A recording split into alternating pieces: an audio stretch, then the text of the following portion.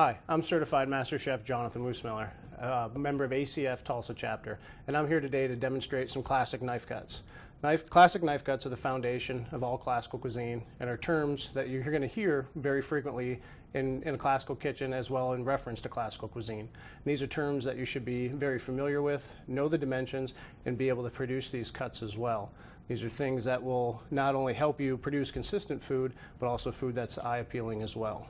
The cuts that we're going to demonstrate today are fine julienne, julienne, allumette or matchstick, brunoise, Bizon, small dice, medium dice, and large dice. Well, the first cut that we're going to demonstrate today is fine julienne. And the first step in all of these knife cuts is we want to square off the potato. So the first cut we're going to do nice and straight down the side. This is going to provide us a nice firm base to start from, which is going to be very safe. It's not going to roll on us anymore. So we're going to want to go through again and do down either side. Being careful, only taking off as much as we need to. We don't want to do it in excess as much as we can. So I'm going to square that off. You'll notice that there is, a decent amount of waste here.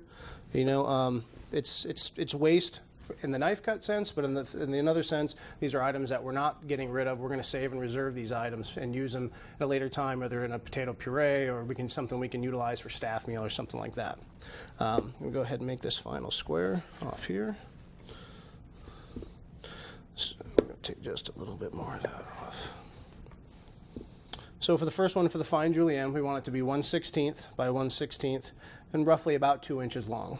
So we're going to want to come down, hold the knife very firmly in your hand. You don't want to have your finger on top of the blade or anything like that. Nice firm grip. You want a very sharp knife, which is going to be very important for this stage. We're going to set it down about 1/16 inch. Start with just the tip a little bit and just nice even pressure all the way down through the potato. I'm going to slide that off. You'll notice sometimes the potato may stick to the knife a little bit due to the starch, so we want to just be very careful, be mindful of where the blade is at all times so we don't cut ourselves during that process. So now we have a few slices here. I'm going to trim these down to roughly about 2 inches long. And I always try to be careful not to stack too many at one time because there is a little bit of moisture between them and they'll have a tendency to slide a little bit. So just for safety reasons, I like to stack no more than 3 at one time. So we're going to line these up nice, and again, nice 1/16 inch thickness, just right down through, nice and even all the way through the potato. Slide these off very gently, and notice they're all very uniform in size. This is a cut that could be used for something like a stir fry, a garnish, and a classical consommé Celestine, something like that. But again, all nice and even, all the same size. They're going to cook evenly and then all present evenly as well. The next cut we're going to demonstrate today is a regular julienne. It's 1/8 by 1/8 by roughly about 2 inches long. So we've already squared off our potato. And again, we're going to start at the top. Nice and firm grip on the potato, nice flat surface so it stays stable. We're going to line up about 1/8 of an inch thick and just a nice smooth slice all the way down through the potato.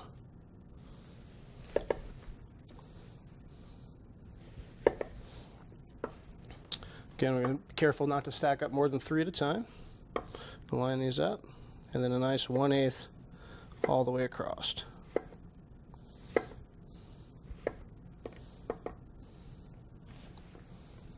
So again, noticing they're all uniform in size, just slightly larger than the fine julienne. Again, could be used for a quick saute.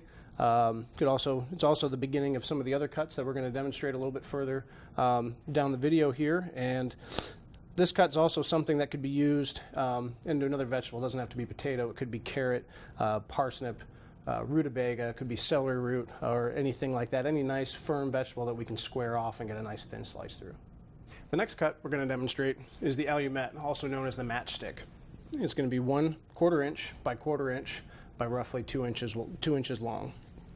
So again, we're going to go just a little bit thicker, about 1/4 inch. Nice smooth even stroke down through the potato. And as these planks get thicker, I like to stack up less. Just for me, it's just more of a comfort. They don't slide around quite as much, and it allows me to get a much more accurate cut on them. I'm going to go 1/4 inch.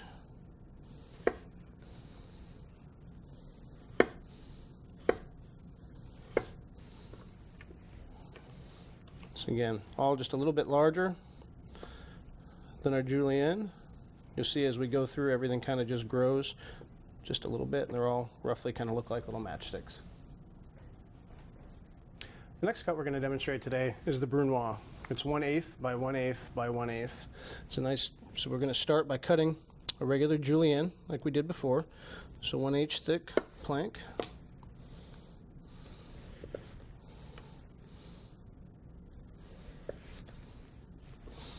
I'm going to stack those up. I'm going to cut them into our regular Julienne first. And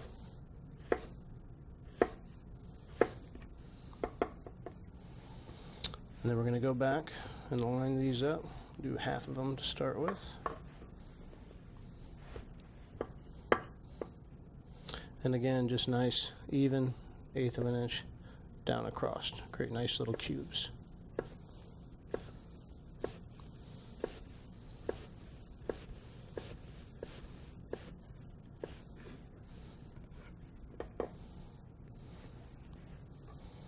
And there you have Brunoise.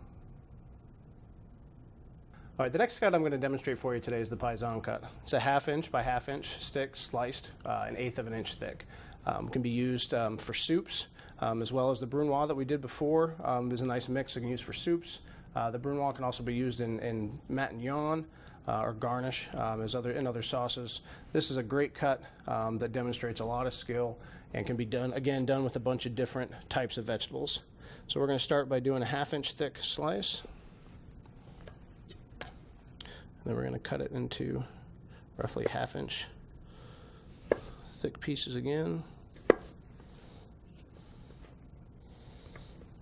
And then we're going to go just 1/8 of an inch thick.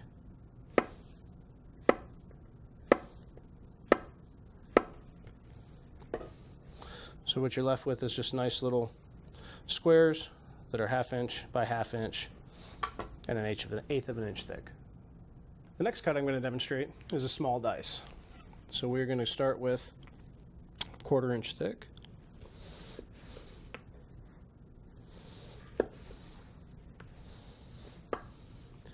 Again, I'm going to cut it about 1/4 of an inch thick again.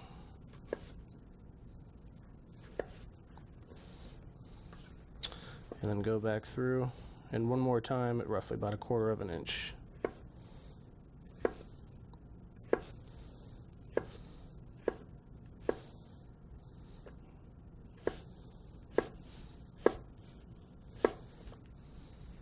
So this cut can also be used in soups, and is one that you're going to use very often in the kitchen every day. The next cut we're going to demonstrate today is a medium dice. We're going to start with about a 1/2 inch slice down the potato. Again, nice even stroke all the way through. Then we're going to go ahead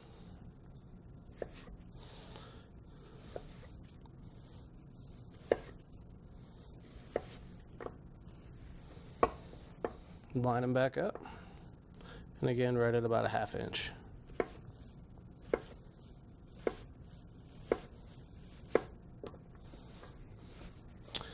This cut would be nice to do if you were doing some sort of like potato hash or a sweet potato hash, carrot hash, something you could do a lot of mix of a lot of different colors and come up with a really nice, beautiful presentation using this medium dice.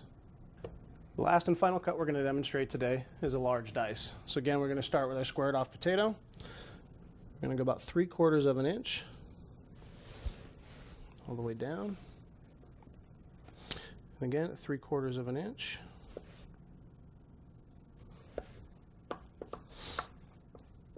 And then one final cut at roughly 3/4 of an inch.